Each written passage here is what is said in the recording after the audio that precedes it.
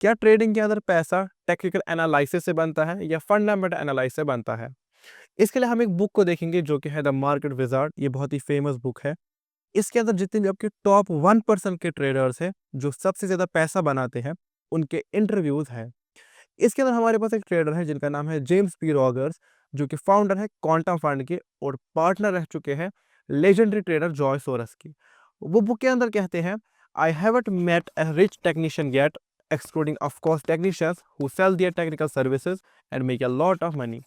इनका कहना है कि मैंने आज तक एक भी सिंगल ऐसा ट्रेडर नहीं देखा जो कि खाली चार्ट ट्रेडिंग या टेक्निकल एनालिसिस से रिच हुआ हो, ऑफ कोर्स उन लोगों को छोड़कर जो कि अपनी टेक्निकल सर्विसेज को बेचते हैं। लेकिन अगर हम इन्हीं के इंटरव्यू से एक इंटरव्यू पहले जाए तो हमारे पास एक और ट्रेडर आते हैं जिनका नाम है मार्क श्वेटस। मार्क श्वेटस लिखते हैं, I always laugh at people who say I haven't met a rich technician. I love that it is such a arrogant nonsensical response. I used fundamental analysis for 9 years and still got rich as a technician.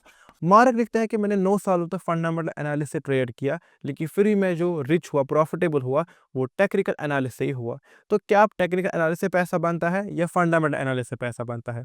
दोनों से पैसा बनता है। लेकिन problem वहाँ पे आ जाती है जहाँ पे लोगों की मेंटालिटी ये होती है कि अगर हम किसी अप्रोच से, चाहे वो टेक्निकल हो या फंडामेंटल हो, उससे पैसे बना रहे हैं तो कोई और किसी और अप्रोच से पैसा बना ही नहीं सकता है।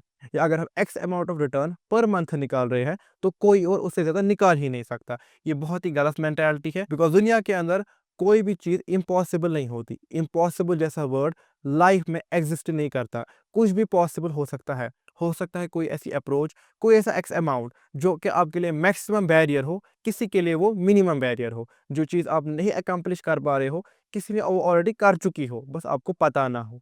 इसलिए जब भी आप किसी इंसान को देखें जिसकी तरह आप बनना चाहते हो, तो कभी ये मत कहिए कि ऐसा बनना तो इम्पॉसिबल है, ये हो ही नहीं सकता है। ये हो सकता है। उसका भी फिजिकल अपीयरेंस और आपका भी फिजिकल अपीयरेंस सेम है, पर जो डिफरेंस है वो माइंडसेट में है, जो कि विद टाइम लेवल अप किया जा सकता है, चाहे उसमें 1 साल लगे या 10 साल लगे।